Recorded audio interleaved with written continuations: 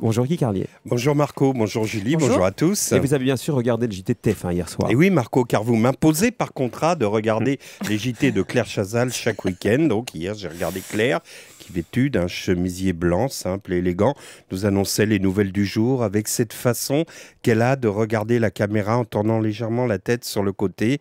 Ça c'est un truc de photographe, vous savez, pour tourner la tête et regarder dans l'axe, ça donne un joli mouvement de visage. Quoi qu'il en soit, hier soir Claire égrenait une actualité morose, les difficultés d'approvisionnement en essence, les grèves des éboueurs à Marseille et à Toulouse, l'échec de l'intégration à l'école, et puis juste après une déclaration de Laurent Fabius sans intérêt sur la réforme des retraites, on vit soudain le visage de Claire Chazal se rembrunir. Elle sembla se crisper en faisant glisser devant elle une dépêche qu'on lui avait sans doute apportée pendant le reportage sur Fabius, et on l'entendit dire ça. Et puis on vient de l'apprendre. À chaque fois qu'un journaliste interrompt son JT pour dire « et puis on vient de l'apprendre », notre cœur se met à battre un peu plus vite car on sent que la mort rôde. C'est fou d'ailleurs le nombre de célébrités qui meurent le dimanche, un peu comme s'ils n'avaient pas envie d'affronter une nouvelle semaine. Je me souviens qu'Éric Nehoff avait écrit une lettre ouverte à François Truffaut dans laquelle il lui reprochait d'être mort un dimanche. Quoi qu'il en soit, de la même façon qu'on dit que lorsqu'on va mourir, on voit défiler sa vie en un dixième de seconde, eh bien, pendant le dixième de seconde qui suivit le de Claire Chazal, je passais en revue ceux qui auraient pu mourir hier après-midi, et dans ces cas-là, on pense évidemment à des personnalités qu'on aime. Moi, je ne sais pas pourquoi, j'ai pensé à Michel Galabru, j'ai eu très peur, et pour être honnête, je n'ai pu empêcher d'éprouver un soulagement lorsque Claire a fini par annoncer. Et puis on vient de l'apprendre, la mort de Georges Frêche.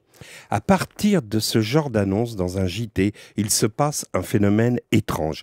Quelle que soit la personne qui vient de décéder, la mort amnistie toutes les fautes de sa vie. Et depuis hier soir, Georges Frêche est devenu un visionnaire, un bâtisseur. En plus, le type est mort à son bureau à 18h45 en signant un parapheur. Vous imaginez ça? Il bossait un dimanche après-midi au moment où vous appelez les enfants pour le bain ou alors vous regardez Stade 2. Georges Frêche, lui, travaillait encore et signait des documents de bâtisseur. Autant dire qu'il est quasiment mort en héros. Et depuis hier, on voit sur toutes les chaînes d'infos ses anciens adversaires louer les vertus de l'ex-maire de Montpellier, Martine Aubry, a salué un homme courageux, visionnaire et bâtisseur. François Hollande, lui aussi en son sale bâtisseur, mais malin, il a conclu son éloge par une phrase ambiguë.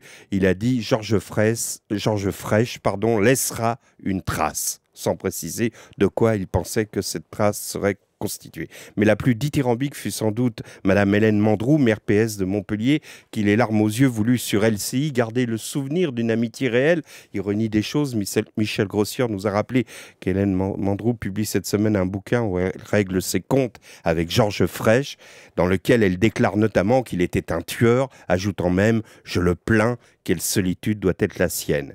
Hélène Mandroux a dû passer la nuit en prière afin que la pénurie de carburant empêche la livraison de ses bouquins dans les librairies. J'en profite donc pour d'ores et déjà saluer par anticipation la mémoire d'Éric Besson, de Bernard Tapie, de Jean-Marie Le Pen et surtout de Raymond Domenech, enfin de tous ceux qui laisseront une grosse trace. Ah oui, une dernière chose, le livre de Madame Hélène Mandroux est édité Au diable Vauvert, ça ne s'invente pas. À propos de diable, si vous voulez savoir comment le diable peut soudain se transformer en Dieu, il lui suffit de mourir. Georges Frêche est devenu hier un bâtisseur, un seigneur, aux yeux de ceux qui le vouaient aux gémonies et qui ce matin ressemblent à des pleureuses andalouses. Merci Guy Carlier.